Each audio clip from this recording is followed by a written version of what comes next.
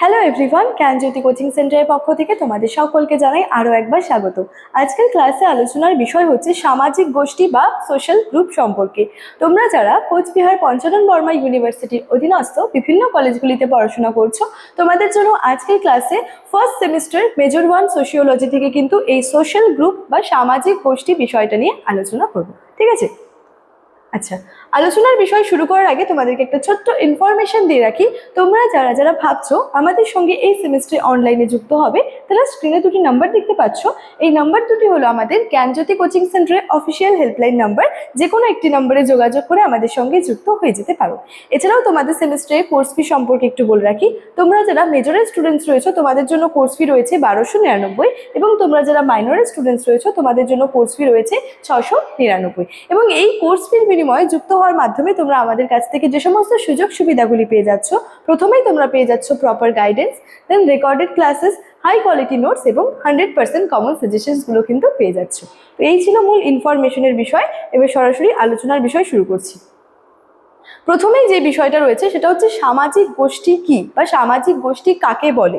দেখো, বলছে সমাজ বিজ্ঞানের ভাষায় যখন দুই বা ততোধিক ব্যক্তি সাধারণ উদ্দেশ্য সাধনের জন্য বা পারস্পরিক সম্পর্কের ভিত্তিতে যখন ঐক্যবদ্ধ হচ্ছে এবং যাদের মধ্যে একটা কি হচ্ছে পারস্পরিক ক্রিয়া প্রতিক্রিয়া ঘটছে, তখন সেই জনসমষ্টিকে বলছে হচ্ছে সামাজিক গোষ্ঠী। তাহলে সামাজিক গোষ্ঠী বলতে সহজ ভাষায় যদি বলতে চাই তাহলে কি বোঝাচ্ছে, যখন দুই বা তার থেকে বেশি ব্যক্তিদের কোনো একটা সাধারণ উদ্দেশ্য সাধনের জন্য কি হচ্ছে, যখন তারা ঐক্যবদ্ধ হচ্ছে এবং যখন তাদের মধ্যে একটা পারস্পরিক যে ক্রিয়া প্রতিক্রিয়া ঘটছে, তখন সেটাকে কিন্তু সামাজিক গোষ্ঠী বা সোশ্যাল গ্রুপ কিন্তু বলছে। প্রখ্যাত সমাজবিজ্ঞানী ম্যাকাইভার ও পেজের মতে গোষ্ঠী বলতে আমরা বুঝি কোনো সামাজিক ব্যক্তির সমষ্টি নয়, যারা পরস্পরের সঙ্গে নির্দিষ্ট সম্পর্ক যুক্ত। ঠিক আছে? আচ্ছা, নেক্সট রয়েছে, দেখো এবার সামাজিক গোষ্ঠীর আলোচনার ক্ষেত্রে সামাজিক গোষ্ঠীর কিছু হচ্ছে যে বৈশিষ্ট্য লক্ষ্য করা যায়। যেমন কি, প্রথমত ব্যক্তি সমষ্টি, অর্থাৎ সামাজিক গোষ্ঠীটা কি হচ্ছে, যখন সামাজিক গোষ্ঠী গঠন হচ্ছে সেই সামাজিক গোষ্ঠী গঠনের জন্য কি হচ্ছে, মানে দুই বা তার থেকে বেশি ব্যক্তির কিন্তু একটা যে পারস্পরিক সংযোগটা কিন্তু প্রয়োজন হচ্ছে। যখনই কোনো একটা সামাজিক গোষ্ঠী গঠিত হবে, সামাজিক গোষ্ঠী কিন্তু কোনো একজন বিশেষ ব্যক্তিকে নিয়ে কিন্তু গঠিত হচ্ছে না। সামাজিক গোষ্ঠী কিভাবে গঠিত হচ্ছে, হয় দুই নয়তো বা দুইয়ের থেকে বেশি ব্যক্তির পারস্পরিক সংযোগের প্রয়োজনে কিন্তু একটা সামাজিক গোষ্ঠী তৈরি বা গঠিত হচ্ছে। ঠিক আছে? নেক্সট রয়েছে, দেখো পারস্পরিক সম্পর্ক, অর্থাৎ সদস্যদের মধ্যে এই যে সামাজিক গোষ্ঠীর যে সদস্যরা রয়েছে সেই সদস্যদের মধ্যে কি থাকতে হবে, একটা পারস্পরিক ভাব বিনিময় থাকতে হবে, দেন যোগাযোগ কার্যকারী সম্পর্কটা থাকা কিন্তু আবশ্যিক। তাহলে একটা সামাজিক গোষ্ঠীর সদস্যদের মধ্যে যদি কোনো যোগাযোগ না থাকে, কোনো যে পারস্পরিক ভাব বিনিময় না থাকে, কোনো কার্যকরী সম্পর্ক না থাকে, তাহলে সেটা কি করে সামাজিক গোষ্ঠী হবে? তাহলে যখন একটা সামাজিক গোষ্ঠী গঠিত হচ্ছে তার সাথে সাথে কি হচ্ছে, তার সেই গোষ্ঠীর সদস্যদের মধ্যে একটা পারস্পরিক যোগাযোগ থাকছে, ভাব বিনিময় থাকছে, বিভিন্ন কার্যকরী সম্পর্কটা কিন্তু থাকছে। ঠিক আছে? আচ্ছা, নেক্সট হচ্ছে সাধারণ উদ্দেশ্য, অর্থাৎ গোষ্ঠীর প্রতিটি সদস্যের লক্ষ্য বা উদ্দেশ্য সাধারণত অভিন্ন বা পরস্পর নির্ভরশীল কিন্তু হয়ে পড়ে। তারপরে রয়েছে আমরা বোধ, যেটাকে বলা হচ্ছে উই ফিলিংস। ঠিক আছে? অর্থাৎ সদস্যদের মধ্যে মানসিক একতা, সহানুভূতি এবং একাত্মবোধ কিন্তু গড়ে উঠবে। তাহলে আমি প্রথমেই যে বিষয়টা বললাম, সামাজিক গোষ্ঠী কোনো একজন বিশেষ ব্যক্তি বা একজন ব্যক্তিকে নিয়ে কিন্তু গঠিত হচ্ছে না। সামাজিক গোষ্ঠী কিভাবে গঠিত হচ্ছে, দুই বা তার থেকে বেশি সদস্যদের নিয়ে কিন্তু এই সামাজিক গোষ্ঠীটা গঠিত হচ্ছে, এবং যেখানে এই সামাজিক গোষ্ঠীর মধ্যে কি হচ্ছে, একটা পারস্পরিক ভাব বিনিময় থাকছে, যোগাযোগ থাকছে, এবং তার সাথে সাথে কার্যকরী বিভিন্ন সম্পর্ক থাকাটা কিন্তু আবশ্যক এই সামাজিক গোষ্ঠীর মধ্যে। ঠিক আছে? আচ্ছা, তারপর রয়েছে এবার সামাজিক গোষ্ঠীর কিছু হচ্ছে শ্রেণীবিভাগ রয়েছে। যেমন প্রথমে একটা শ্রেণীবিভাগ রয়েছে প্রাথমিক গোষ্ঠী, আর একটা রয়েছে হচ্ছে গৌণ গোষ্ঠী। প্রাথমিক গোষ্ঠী বলতে কি বোঝায়, যেখানে সদস্যদের মধ্যে পারস্পরিক সম্পর্ক যেটা থাকে সেটা অত্যন্ত ঘনিষ্ঠ থাকে, প্রত্যক্ষ থাকে এবং ব্যক্তিগত হয়।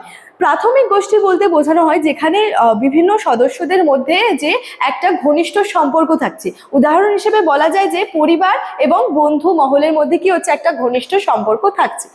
তারপরে অপরদিকে রয়েছে গৌণ গোষ্ঠী। এবার গৌণ গোষ্ঠীর মধ্যে কি হচ্ছে, যেখানে সদস্যদের মধ্যে সম্পর্কটা থাকছে পরোক্ষ, আনুষ্ঠানিক এবং উদ্দেশ্য ভিত্তিক, অর্থাৎ কোনো একটা উদ্দেশ্য সাধনের লক্ষ্যে এই গৌণ গোষ্ঠীটা কিন্তু গড়ে উঠছে। উদাহরণ হিসেবে বলা যায় অফিস বা কোনো একটা রাজনৈতিক দলের কথা। তাহলে একটা যে প্রাথমিক গোষ্ঠী যেখানে কি হচ্ছে সদস্যদের মধ্যে গভীর সম্পর্ক থাকছে, একটা ঘনিষ্ঠ সম্পর্ক থাকছে, উদাহরণ হিসেবে পরিবারের কথা বলা যায়। এবং গৌণ গোষ্ঠী কি হচ্ছে যেখানে সদস্যদের মধ্যে হচ্ছে তেমন একটা ঘনিষ্ঠ সম্পর্ক থাকছে না, কেমন সম্পর্ক থাকছে, একটা পরোক্ষ সম্পর্ক থাকছে, আনুষ্ঠানিক এবং মূলত কোনো একটা উদ্দেশ্য সাধনের জন্য এই গৌণ গোষ্ঠীটা কিন্তু গড়ে উঠছে। উদাহরণ হিসেবে বলা যায় এখানে কোনো যে রাজনৈতিক দলের কথা বা অফিসের কথা। এবার রয়েছে মানব জীবনে সামাজিক গোষ্ঠীর কিছু গুরুত্ব রয়েছে, অর্থাৎ সামাজিক গোষ্ঠী সম্পর্কে জানলাম, সামাজিক গোষ্ঠীর বৈশিষ্ট্য সম্পর্কে জানলাম, সামাজিক গোষ্ঠীর শ্রেণী বিভাগ জানলাম। এবার হচ্ছে এটার কিছু গুরুত্বও রয়েছে, যেমন রয়েছে হচ্ছে ব্যক্তিত্ব বিকাশ, অর্থাৎ সামাজিকীকরণের মাধ্যমে মানুষের ব্যক্তিত্ব গঠনে ও সামাজিক মূল্যবোধ অর্জনে গোষ্ঠী অসামান্য ভূমিকা কিন্তু পালন করে। তাহলে সামাজিকীকরণ বা সোশ্যালাইজেশনের মাধ্যমে কি হচ্ছে মানুষের যে ব্যক্তিত্ব, সেই ব্যক্তিত্ব গঠন হচ্ছে, তার সাথে সাথে সামাজিক মূল্যবোধ অর্জনের ক্ষেত্রে এই গোষ্ঠীটা কিন্তু খুবই একটা গুরুত্বপূর্ণ ভূমিকা পালন করে। তারপর রয়েছে নিরাপত্তা ও সহযোগিতা, অর্থাৎ মানুষ সামাজিক জীব হওয়ায় গোষ্ঠী তার বেঁচে থাকার তাগিদ পারস্পরিক সহযোগিতা সুরক্ষা নিশ্চিত করে। অর্থাৎ মানুষ যেহেতু সামাজিক জীব, সেই কারণে কি হচ্ছে গোষ্ঠী তার বেঁচে থাকার জন্য পারস্পরিক সহযোগিতা এবং সুরক্ষাটা কিন্তু নিশ্চিত করে থাকে। এই বিষয়গুলোই মূলত কিন্তু যে মানব জীবনের ক্ষেত্রে যে সামাজিক গোষ্ঠীর কিছু গুরুত্বের মধ্যে কিন্তু রয়েছে। তাহলে সামাজিক গোষ্ঠী বলতে কি বুঝিয়ে থাকে, ঠিক আছে, সামাজিক গোষ্ঠীর বিভিন্ন বৈশিষ্ট্যগুলি কি রয়েছে, সামাজিক গোষ্ঠীর শ্রেণী বিভাগগুলি কি রয়েছে, এবং তার সাথে সাথে এটার যে গুরুত্ব রয়েছে সেটা নিয়েই মূলত আজকের এই ক্লাসের মাধ্যমে তোমাদের সঙ্গে আলোচনা করলাম। ঠিক আছে, ইনফরমেশন যেটা ছিল সেটা ভিডিওর শুরুতেই আলোচনা করে রেখেছিলাম। চলো আজকের ক্লাস এতটাই, দেখা হচ্ছে পরবর্তী ক্লাসে। Thank you.